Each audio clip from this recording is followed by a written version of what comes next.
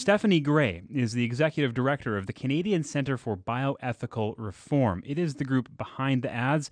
She's in our studio this morning. Good morning, Ms. Gray. Good morning. Thanks for having me on. Thanks for joining us. Why are you doing this? Well, we're here because children are being dismembered, decapitated, and disemboweled through abortion, including right here in Kelowna, once a week on Tuesdays at the Kelowna General Hospital. Why the shocking images? The images are shocking because abortion is shocking, and as long as it's invisible, it will be tolerable. So we're trying to make it visible for all of Canadians on our cross-country tour called the New Abortion Caravan in order to make the killing intolerable. Why Kelowna? Well, we're here in Kelowna because the killing is happening here as it is across the country as well. And a lot of people aren't aware about the development of the preborn child, that the heart is beating at 3 weeks, for example. And a lot of people aren't aware of the destructive nature of abortion to that child's body. And so we aim to make that visible so that those in crisis will seek help through their pregnancies instead of to end their pregnancies. Now, let's assume, as a starting point, and for argument's sake, that abortion is wrong, that we agree with what you say. Does that fact alone justify the public display of graphic images? Well, I would say that the history of social reform movements is that when an injustice is occurring, it needs to be made visible in order to end. And so the abolitionist movement in Great Britain is a good example. The civil rights movement in the United States, even the anti-child labor movement, are examples of campaigns that use images. Even there's an anti-crystal meth campaign that uses very shocking imagery to show the consequences of that choice. So we're just correspondingly using shocking imagery to show the consequences of abortion because we know it's changed minds. We know of women. I've held in my arms a little baby boy whose mom canceled her abortion appointment because she saw our images. There are, of course, injustices, real or perceived, happening all over the world.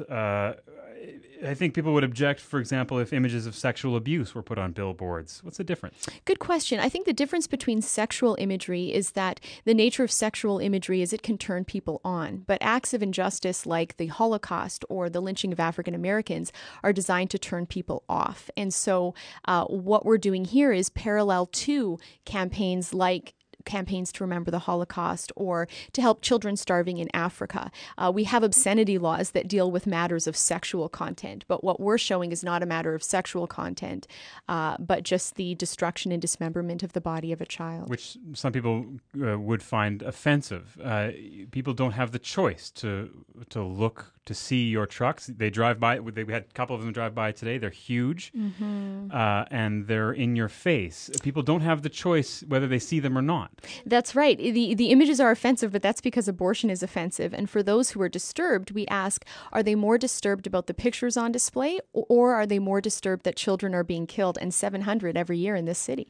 How do you suggest parents explain these images to their children if they should see them?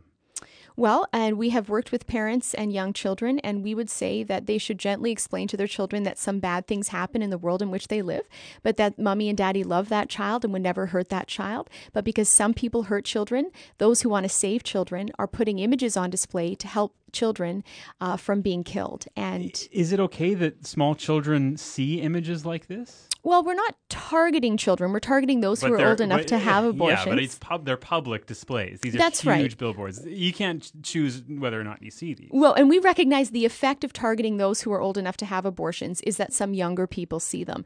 But it's no different than campaigns to get people like you and me to give $1 a day to help a child starving in Africa. Children see very disturbing images like starving kids, and parents would encourage those children who see those images to put money in their piggy banks to help those kids. But the difference is that, let's say, if those images are on the news, that you can turn the news off. You have a choice whether you consume that imagery with your small children. You don't have a choice with your trucks. Well, again, though, it comes down to what if a 2-year-old was being killed on a street corner and you were walking down the street with a 5-year-old? Would your first reaction be, how dare the killers expose my 5-year-old to this killing? Or would it be, how dare they kill a 2-year-old on a street corner? And so I think what's happening is, as we raise children in our world, preborn children are being killed. So we need to be more concerned about the lives of preborn children than the feelings of born children. But moreover, I would say children have functioning consciences. They love babies, and they couldn't understand why anyone would kill a baby. Is abortion murder? The facts are indeed the preborn are human, and abortion indeed is killing, and it's murder. I would go so far as to call it genocide. What should happen to women who choose to have an abortion? Good question. Currently, because it's not against the law, there would be no change in terms of what happens to women. Once abortion becomes illegal, I would say the consequences for a woman who has an abortion at that point, breaking the law, would be no different from the consequences for a woman who kills her born children. Life in prison. It depends on the circumstances. Sometimes women are written off as clinically insane when they, for example, drown their children in the bathtub.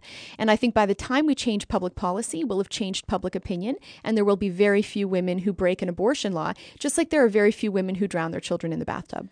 Do you believe in capital punishment? I do not. What's the root of your personal moral outrage?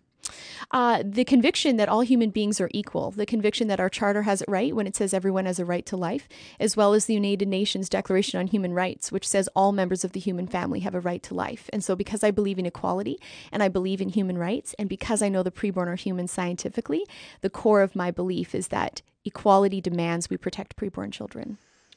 Is the root of your how did you get involved in this? I mean, why are you so passionate?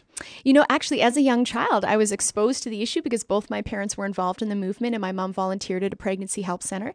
And from a young age, I saw there were girls in crisis who needed help and that some of them were considering abortion. Has it ever occurred to you that your parents may have been wrong?